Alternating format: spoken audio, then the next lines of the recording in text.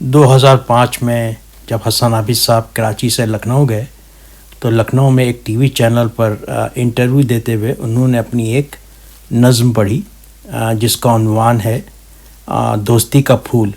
یہ نظم انہوں نے ہندوستان کے ادیبوں اور خاص طور پر اپنے عزیز ترین دوست ڈاکٹر شارب رضوالوی جو ان کے ساتھ جوانی میں لکھنؤ یونیورسٹی میں پڑھتے تھے ان کے نام کی حاضرہ خدمت ہے.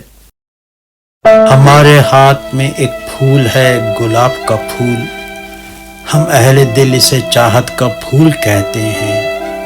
یہ پھول جو رہا کرتا ہے میرے دل کے قریب، کچھ اس طرح سے چمکتا ہے جیسے مہر سحر. یہ مہر تیرگی شب کو دور کرتا ہے، چمن کے جھومتے پھولوں میں رنگ بھرتا ہے. یہ رنگ عشق محبت کے رنگ ہیں جن سے، یہ رنگ عشق محبت کے رنگ ہیں جن سے مہک اٹھے ہیں میرے پاک و ہند کے گلشن.